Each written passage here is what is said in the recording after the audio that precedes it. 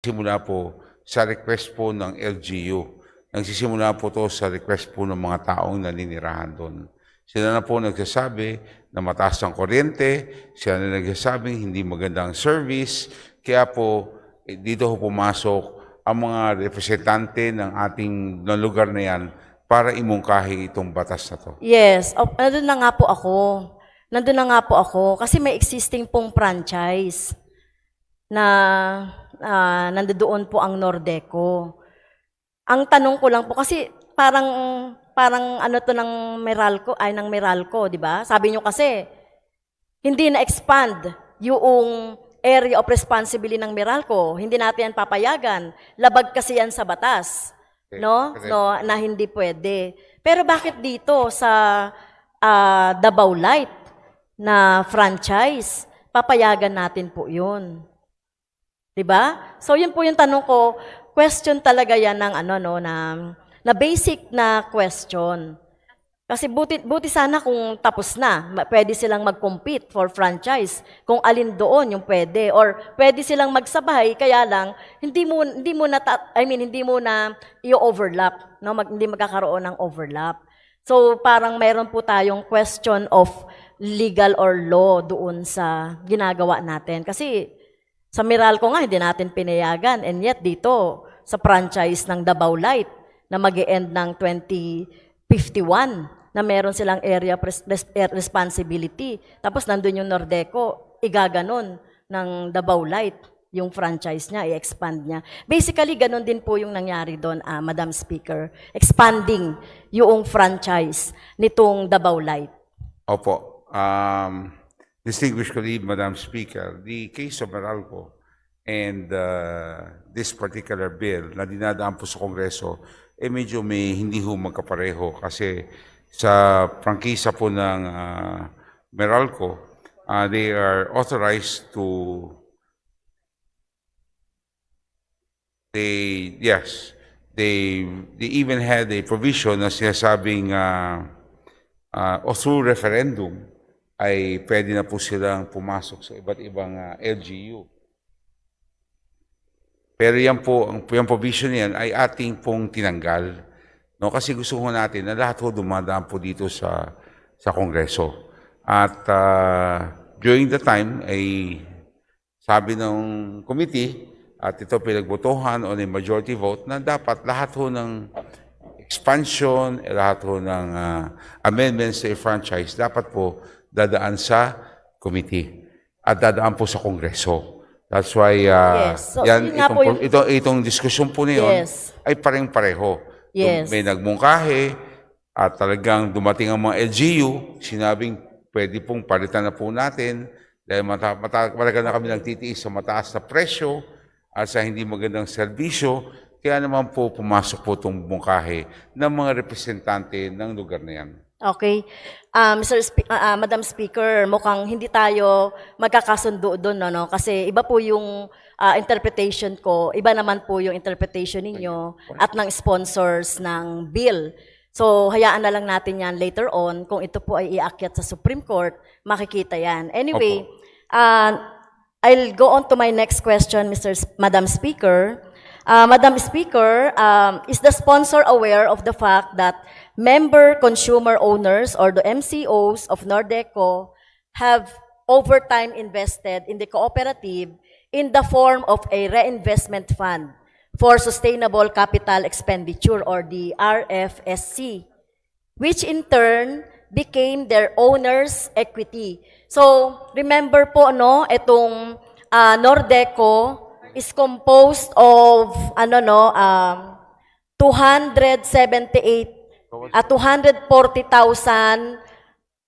households na dito po sa cooperative, sila po yung may-ari, no? And through the years na nagko-consume sila ng kuryente dito, nakapagkaroon na sila ng tinatawag nating RFSC na naging naging owner's equity. So ano po ang mangyayari doon? Kasi if this will be turned over now to the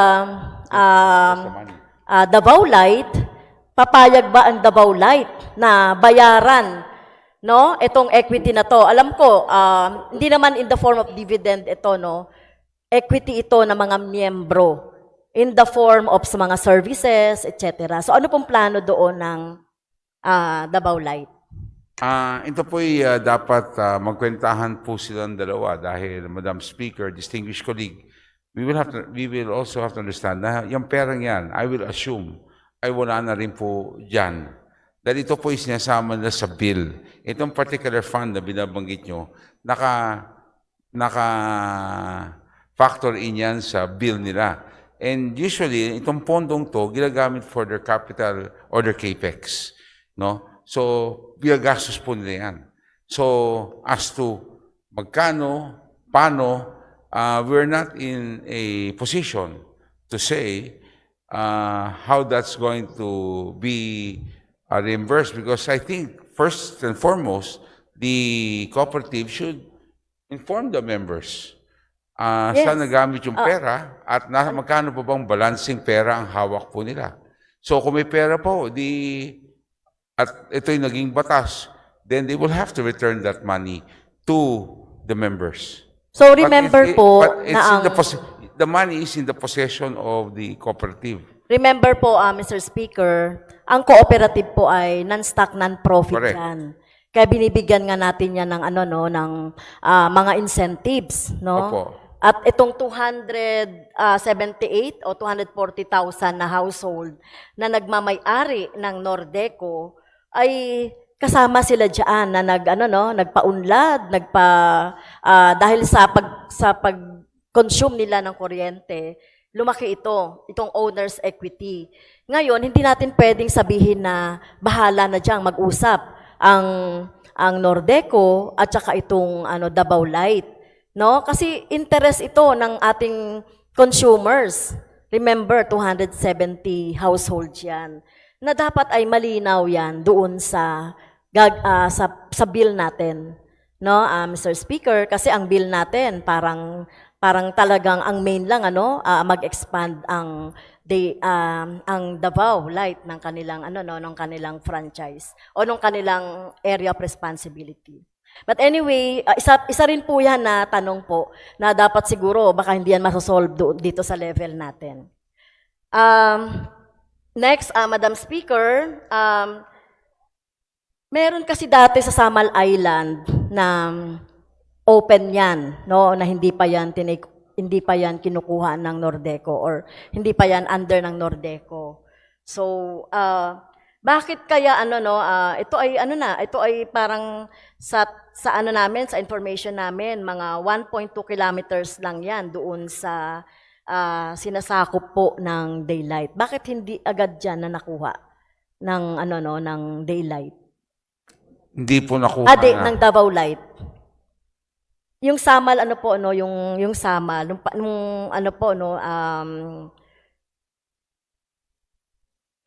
Madam hindi Speaker, po na-applyan distinguished itong Samal Island po, tama po. kasama po. Kasama po ito sa Norte. Opo. No, ang layo ng franchise na malayo po yung franchise. Ang layo po ng franchise ng Davao Light sa Samal ay mga 1.2 kilometers nung unang panahon. So hindi po ito nakuha ng Davao Light. Kasama po.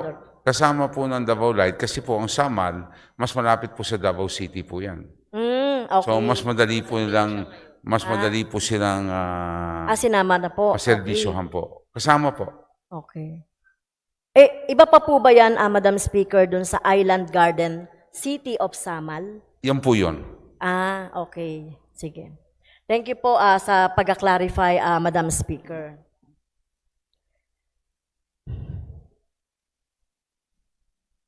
Meron pong mga mini hydro generator mula sa Binuling, Penaplata, Samal Island. Kumusta na po ngayon ito, Madam Speaker? Di ba ito po ay proyekto ng Davao Light at Mindanao Development Authority. Ano na po ang nangyari dito, Madam Speaker, dun sa sinasabi nating mini hydro? Kasi di ba gusto rin nating palawakin yung mga renewable energy. So ano po yung nangyari dito, Madam Speaker?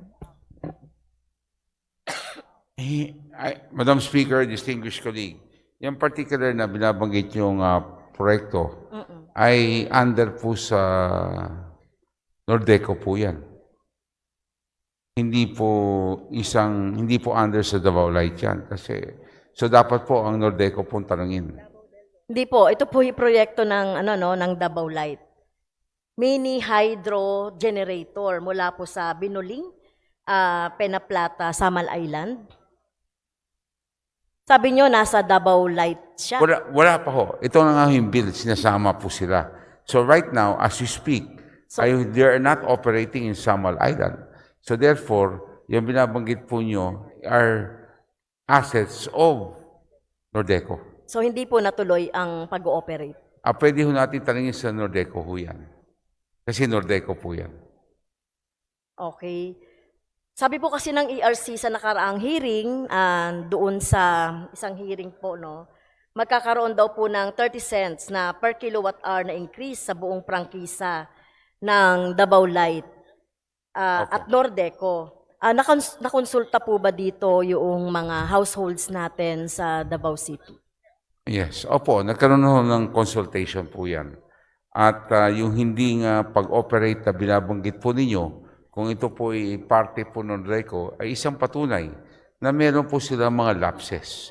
Meron po sila mga assets na hindi na na-operate, kaya hindi na nasiservisyo ng tama ang mga tao doon sa lugar na yan. Okay.